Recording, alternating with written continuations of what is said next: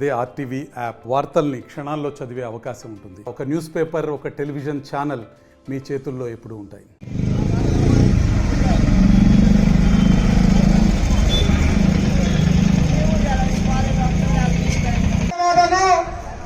కృతజ్ఞతలు తెలియజేసుకుంటూ ఈ రోజున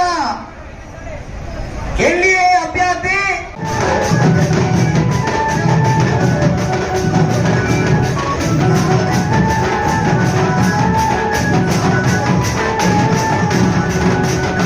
పూర్వకంగా ధన్యవాదాలు తెలియజేసుకుంటూ మిత్రులు, సోదరులు అందరూ కూడా వెనకాల ఉన్న జీపుల్లో, ఆటోల్లో ఉన్నటువంటి మిత్రులు అందరూ కూడా మేమే బల్ల నుంచి దిగి ఈ యొక్క దయచేసి అందరూ కూడా ముందు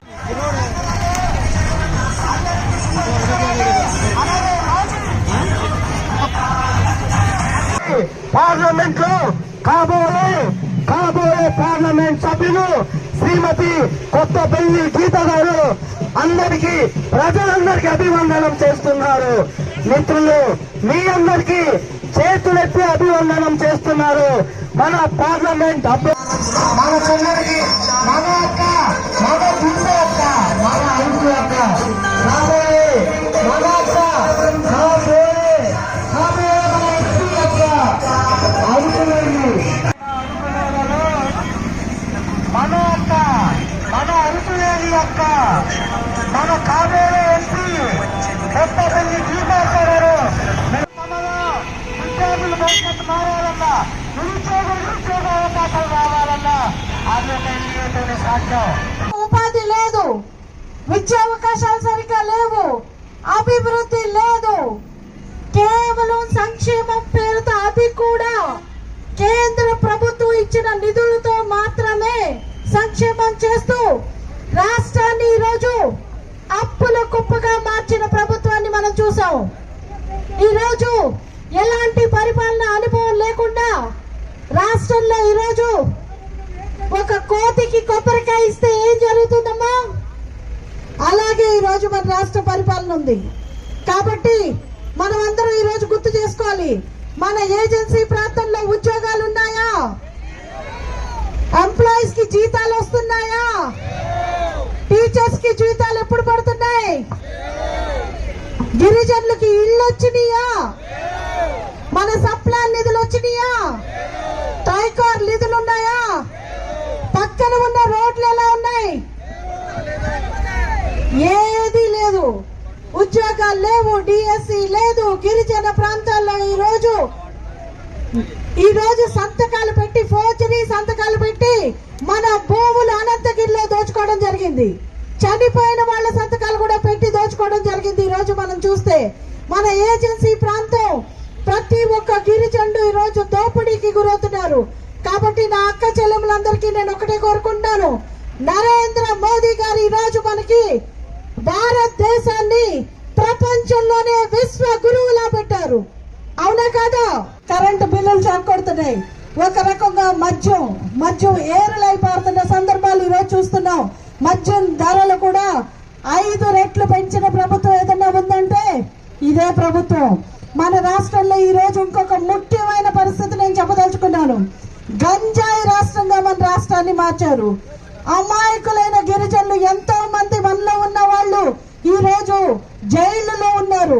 రాజమండ్రి జైల్లో, విశాఖపట్నం జైల్లో చూస్తే ఎంతో మంది గిరిజనులు ఈ రోజు అక్కడ ఉన్న పరిస్థితి చూస్తున్నాం. కేవలం ఎవరైతే మనల్ని వాడుకుంటున్నారో, అసలు అమాయకమైన గిరిజనుల మీద ఇలాంటి కేసులు పెట్టి నాటకాలు ఆడుతున్నారో వాళ్ళందరినీ కూడా మనం ఎదుర్కొందాం. మన బిడ్డల భవిష్యత్తు బాగుండాలంటే ఈ రోజు తరతరాల కోసం పవన్ కళ్యాణ్ గారు హాయిగా ఏసీ రూమ్ లో ఉండి షూటింగ్లు చేసుకోవచ్చు. అట్లాంటిది ఈ రోజు ఎన్నో కష్టాలకు వచ్చి ఎండనక వాననక అన్ని త్యాగాలు చేసి ఈ కూటమి కోసం ముందుకు వచ్చి ఆయన ప్రజల కోసం నేనున్నానని చెప్పి ముందుకొచ్చి ఈ రోజు మన కోసం పోరాడుతున్నారు. కాబట్టి మనం అందరం కూడా ఒకటి అర్థం చేసుకోవాలి, ఈ రోజు మన ఓటు మన భవిష్యత్తే కాదు, మన బిడ్డల భవిష్యత్తు బాగుండాలంటే ఎవరికైనా ఇంట్లో పిల్లలు ఊరికే కూర్చుని భోజనం పెడుతుంటే వాళ్ళు ఎలా తయారవుతారమ్మా? సైకోలా తయారవుతారు. అవునా? మనం పని పాట లేకుండా బిడ్డలు ఇంట్లో మనం కూర్చోబెడతామమ్మా. ఎంతో మంది మహిళలు ఉన్నారు ఇక్కడ, వాళ్ళ పని చేయాలని కోరుకుంటాం. ప్రభుత్వం అలాగే ఈ రోజు మనందరినీ కూడా వాడుకుంటుంది. కేవలం ఏదో ఒక రూపాయి పాప ఇచ్చి మనం అలాగే వాళ్ళ రూపాయి కోసం ఆశపడతామని చెప్పి మనల్ని నిర్వీర్యం చేసి మనకు ఉద్యోగ అవకాశాలు కల్పించకుండా మన పిల్లల భవిష్యత్తును చీకట్లోకి నెట్టేస్తున్న ఈ ప్రభుత్వాన్ని మనం ప్రశ్నిద్దాం. చేయడానికి సంకల్పించారు ఈ రోజు. అలాగే మనకిప్పటికీ కూడా డోలీ మోతలు తప్పట్లేదు. మన బిడ్డలు చాలా మంది అనారోగ్యం బారిన పడి చనిపోవడం, ప్రైమరీ హెల్త్ సెంటర్స్ కూడా దగ్గర లేని పరిస్థితి, హాస్పిటల్కి తీసుకెళ్లే లోపు చనిపోతున్న పరిస్థితి మనం చూస్తున్నాం. అది అంతా కాకుండా ప్రైమరీ ఆరోగ్య కేంద్రం ప్రతి 2 కిలోమీటర్లకి ఒక ప్రైమరీ హెల్త్ సెంటర్, అదే కాకుండా ప్రతి ఒక్కరికి వైద్యం అందేటట్టు అంబులెన్స్ ఫెసిలిటీ. నేను ఎంపీగా ఉండగా 27 అంబులెన్సెస్ ఇచ్చిన పరిస్థితి ఉంది. కానీ ఆ అంబులెన్సెస్ ఇప్పుడు తిరుగుతున్నాయమ్మా. పెట్రోల్ ధర కూడా ఇవ్వని ఈ ప్రభుత్వం గిరిజన బతుకుల మీద చిత్తశుద్ధి ఏది? మన కోసం ఒక్క ఇల్లు కూడా ఇవ్వని ఈ ప్రభుత్వాన్ని మనం గద్దెదించడానికి మనం అందరం కంకణం తీసుకుందాం. ఈ రోజు జీవో నెంబర్ 3 తీసుకొచ్చి మన జీవితాల్లో ఈ రోజు పునరుద్ధరించడానికి మన కూటమి ప్రభుత్వం సిద్ధంగా ఉంది. ఈ రోజు మనం చూస్తుంటే ఎన్నో రకాలైన మనల్ని మోసం చేసుకుంటూ అబద్ధపు మాటలు చెప్తూ ఇక్కడికి వైఎస్ఆర్సీపీ వాళ్ళు వస్తున్నారు. మీరందరూ కూడా గుర్తించాలమ్మా. మన జీవితాల్ని 60 నెలలు ఈ రోజు కష్టపడ్డాం కదా. కష్టపడ్డామా? ఏ అభివృద్ధి లేదు. ఒక్కళ్ళ ఇంటికి కూడా సంక్షేమం సరిగ్గా చేరలేదు. 2 ఎకరాలు ఉన్న పోడు రైతులకు కూడా పెన్షన్ తీసేశారు, రేషన్ కార్డులు తీసేశారు. కూడా పేరు పేరున నా నమస్కారాలు తెలియజేస్తున్నాను. మనం చాలా సార్లు ఇక్కడ కలుసుకున్నాము. లాస్ట్ 1 year గా కూడా చాలా ప్రెస్ మీట్లు చేశాము. చాలా సార్లు ప్రజా సమస్యల గురించి మాట్లాడాము. ఈరోజు ఎలక్షన్స్ ఇంకా మే 13 జరగనున్నాయి. నామినేషన్స్ పర్వం రేపు 18 నుంచి స్టార్ట్ అవుతుంది. ఈ సందర్భంగా అరకు పార్లమెంట్ నియోజకవర్గంలోని అరకు హెడ్ క్వార్టర్స్ లో ఈరోజు పర్యటించడం జరిగింది. ప్రజల నుంచి భారీ స్పందన వచ్చింది. ప్రజలందరూ కూడా ఎప్పుడెప్పుడు ఎలక్షన్స్ వస్తాయా, ఎప్పుడెప్పుడు ఈ దుర్మార్గ ప్రభుత్వాన్ని ఇంటికి పంపిద్దామా అని చెప్పి ప్రజలందరూ చాలా ఉత్సాహంగా ఉన్నారు. ఎందుకంటే 5 సంవత్సరాలుగా ఈ ప్రభుత్వ పాలనను ఒక్కసారి ఛాన్స్ అంటూ వచ్చారు జగన్మోహన్ రెడ్డి గారు. ప్రభుత్వ పాలన ఎలా ఉందో కూడా ప్రతి ఒక్కళ్ళు చూడడం జరిగింది, ప్రతి ఒక్కళ్ళు అనుభవించడం జరిగింది. ఈ రోజు గిరిజనుల మీద జరిగే దౌర్జన్యాలన్నీ కూడా మేము ప్రజలకి చెప్పడం కాకుండా ప్రజలే మాకు చెప్పే పరిస్థితిలో ఉన్నారు. అలాగే మనం చూస్తే అరకు ప్రాంతంలో కంప్లీట్ గా అరకు ప్రాంతం అంతా కూడా ఈరోజు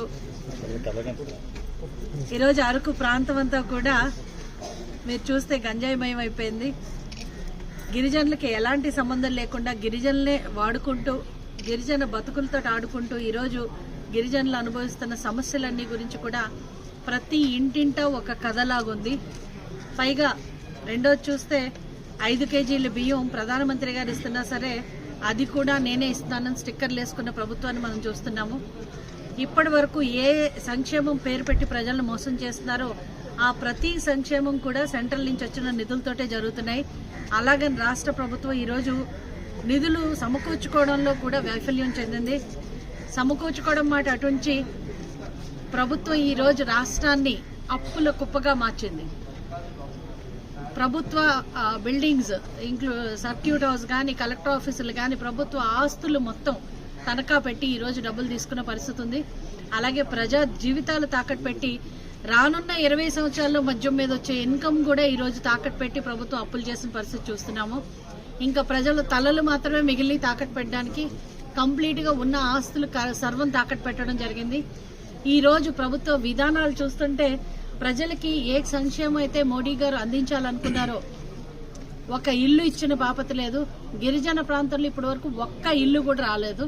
అది పక్కన పెడితే కేవలం ఈ రోజు ఈ మధ్య కాలంలో అవి ఆన్లైన్ చేయడం జరిగింది. నీళ్లకు బిల్లులు రాలేదు, స్వచ్ఛ భారత్ పేరు చెప్పి టాయిలెట్స్ రాలేదు, ప్రాథమిక కేంద్రాల్లో మందులు లేవు, ప్రైమరీ పాఠశాలలు మూసివేశారు, డాక్టర్స్ ఉంటే ప్రైమరీ హెల్త్ సెంటర్ లేదు, ప్రైమరీ హెల్త్ సెంటర్ ఉంటే డాక్టర్స్ లేరు. గిరిజనులకి ఈ రోజు కూడా వైద్యం అన్నది అందం ద్రాక్ష పండ్లాగా మిగిలింది. ఇవన్నీ పక్కన పెడితే చివరికి ప్రతి వర్గ ప్రజల్ని జనాల్ని మోసం చేసుకుంటూ వచ్చింది ఈ ప్రభుత్వం. ఎంప్లాయీస్కి సరి అయిన టైంకి జీతాలు ఉండవు. సిపిఎస్ రద్దు అన్నారు, దాని సంగతి పక్కనే వెళ్ళిపోయింది. ఇంతకుముందు ఎంప్లాయీస్ కూడా మేము 2 చేతులతో ఓట్లు వేసామని చెప్పడం జరిగింది.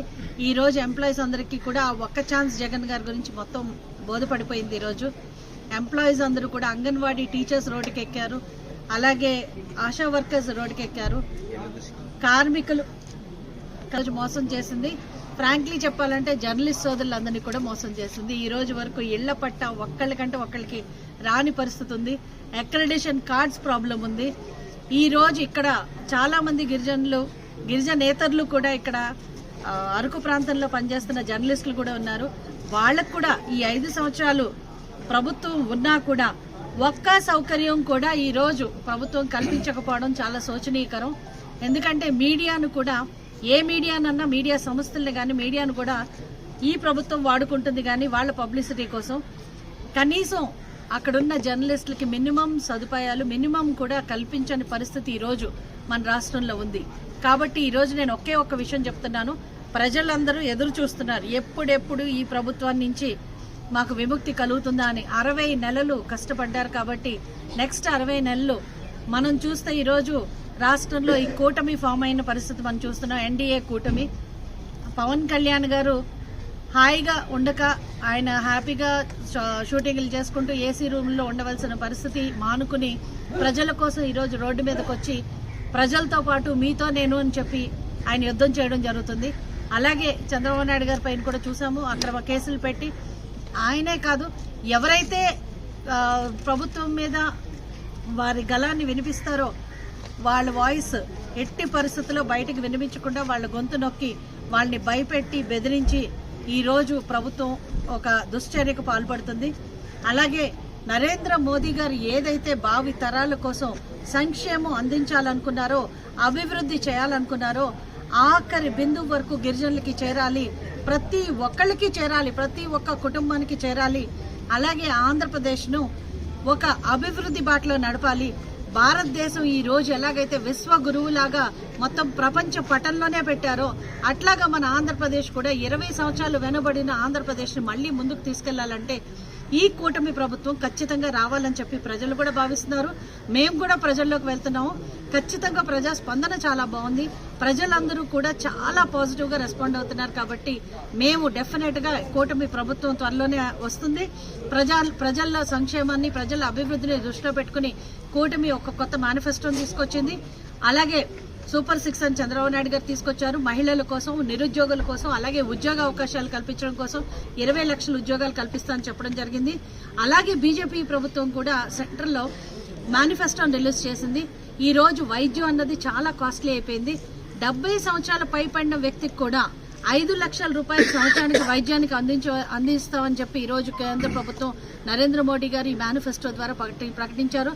అలాగే ముద్రా లోన్స్, ఇంతకు ముందు చిన్న ముద్రా లోన్సే కాకుండా ముద్రా లోన్స్ 20 lakhs వరకు ముద్రా లోన్స్ ఇవ్వడం కోసం, అలాగే మహిళా సాధికారత కోసం డ్వాక్రా సంఘాల్లో కూడా ఇంతకు ముందు అయితే 22 లక్షలు ఉండేది, అది 20 లక్షలు చేశారు. అలాగే ఐటీ రంగంలో కూడా మహిళలకి ట్రైనింగ్ ఇచ్చి వారికి కూడా ప్రోత్సాహాలు ఇవ్వడం కోసం 20 లక్షల వరకు లోన్లు ఇవ్వడం కోసం వాళ్ళకు కూడా మహిళా సాధికారత దిశగా ముందుకు వెళ్ళడం సరిపోతుంది. అలాగే కాకుండా మరిన్ని వీడియోస్ కోసం ఛానల్ ని సబ్స్క్రైబ్ చేయండి. లేటెస్ట్ అప్డేట్స్ కోసం వాట్సాప్ ఛానల్ ని ఫాలో చేయండి. అండ్ లింక్ డిస్క్రిప్షన్ లో ఉంది.